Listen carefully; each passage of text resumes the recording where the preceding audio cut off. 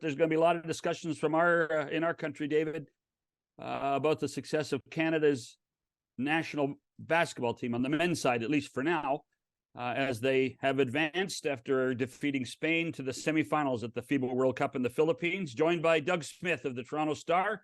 Doug, is this the biggest event in Canadian basketball, or are we just being, do we have a recency bias? No, I don't think so, John. I would think the 1999 team that beat Puerto Rico in Puerto Rico to qualify for the Sydney Olympics would be like this. But given the caliber of the competition, the significance of it being a World Cup, which is huge in the basketball world, I think this would be, I've been around this program since 1992. This would be the biggest one I've seen. We should talk about Shai Gilgeous-Alexander. And I want to do it this way. At last year's nominations for Canada's Athlete of the Year, now called the Northern Star Award, there was support for Shai, and there surely will be again. But this year, Jamal Murray is going to be nominated as the best Canadian ever to win an NBA title. How do you pick one over the other? Oh, man. You pick it, I'll take the other one. Let's do it that way. But I think, for what Shai Gilgeous-Alexander was a first-team All-NBA guy last year, yeah, which is pretty. I mean, Steve Nash is the only other one we've ever had. He's leading this Canadian. He's probably the best player in the World Cup. I think this calendar year, I think I would give it to him over Jamal. Well, he's wearing a Canada uniform, but Jamal isn't. Right. And this is coming from the outside to you on the inside. Was there any resentment that Jamal decided to skip it, or does everybody understand what you go through to get to the NBA Finals and win it? I think everybody understands. Jamal was here for the week-long training camp before they went to Europe, and he tried. He wanted to get there, but his body wouldn't let him. And I think the players, the NBA guys, they understand what it takes to win a title, to play through the middle to late June. It grinds you. And to be ready to do that all again 5 or 6 weeks later, I think it was asking too much. I don't think there's any resentment. I think they all will welcome him in Paris next year. What kind of job has Jordi Fernandez done? I'm tremendous. I think he's been really helped a lot by having Nate Mitchell and Nate Bjorkgren on his staff, who were with Nick Nurse, know the program, know the players, know the system. But Jordi's come in, and I think the thing he's done that most impresses me, he's brought a sense of calm. There's no overly emotional outbursts. There's no panic. I think he's just handled himself with a professionalism and a calmness that translates to the players. And they've played great basketball in the second half of 5 of their 6 games, and I think that speaks to his in-game adjustments. And I think it's the way he handles the men on the team. His calmness was probably best dictated or indicated by his post-game press conference against Brazil, where he was a matter of fact calling everybody out, including himself, and then turned the whole conversation around and said, well, we can be better because we all understand it. And there wasn't one level of sarcasm or anger in the whole post-game press conference that told you this guy really is in control, isn't he? Yeah, and he did the same thing yesterday after the Serbia game in the quarterfinals. Slovenia game, rather, in the quarterfinals. He called out Dylan Brooks, who was great, but he got thrown out in the fourth quarter in a moment of over exuberance. And Jordi said flatly, he's got to be better. He can't get disqualified. But he's also one of the 2 best defenders in the world at his position.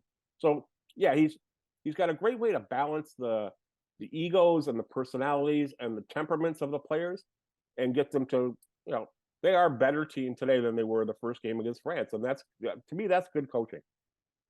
There are 3 things at play here. Canada could win the World Cup. Wow. Canada has qualified for the Olympics. Hooray. And the way that was done ranks as the game for the ages, for our ages anyway, in Canadian basketball. I mean, you're covering a lot of things at once here. And I think Canadian fans love the fact that after the Olympic berth was secured, everybody to a man said, that's not what we're here to do.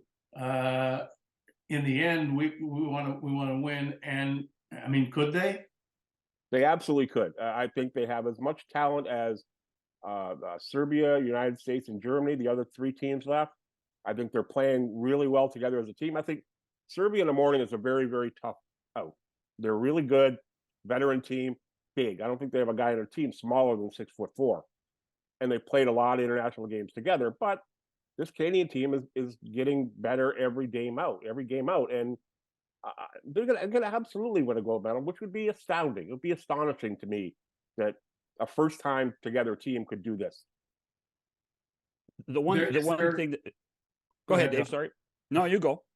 All right. No, I just wanted to talk about the game of basketball played internationally at a tournament like this is like no other. Even in the NBA Finals. I mean, this is combat. This is physical stuff, and the pace from the beginning to the end never lets up. I mean, I'm seeing what I'm seeing, right? This is something different than what we see normally as the game of basketball. It's as close to rugby as basketball will ever get. There's a lot of violent collisions all over the court every possession, and yeah, FIBA has always been a rougher game. There's a lot more moving screens. There's a lot more physicality. And the biggest thing that the Canadians have done, I think, they've adapted to it. They give as good as they get, but they also maintain their composure.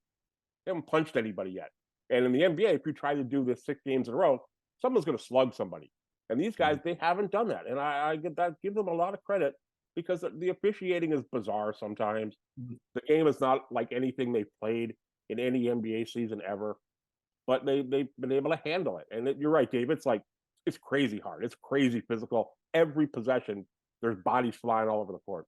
Well, I'm sympathetic to the officials. I mean, it's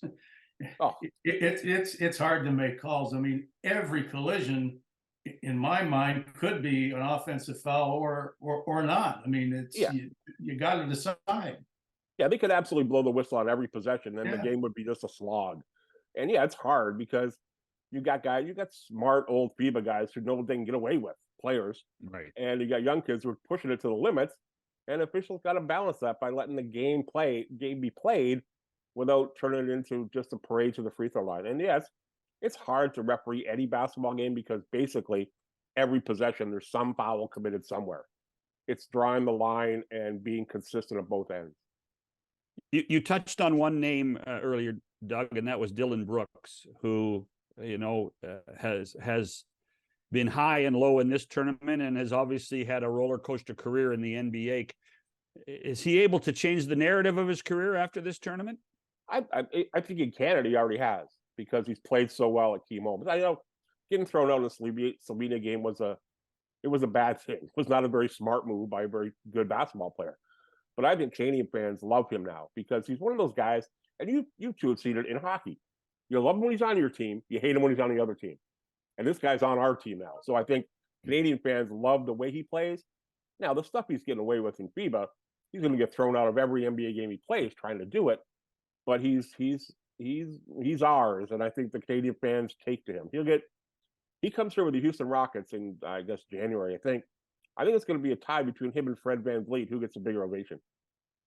Seems a little strange that basketball is making these sports headlines in Canada, and the fact that the USA is also in the World Cup semifinal seems to be buried in that country by the start of the NFL season, and the fascinating possibilities that lie ahead near the end of the U.S. Open tennis tournament. I mean, we are basketball in the headlines these days, and I guess apart from the fact that it could end up with the biggest headline ever, even right now we have to stop and wonder how this happened, and I guess revel in it.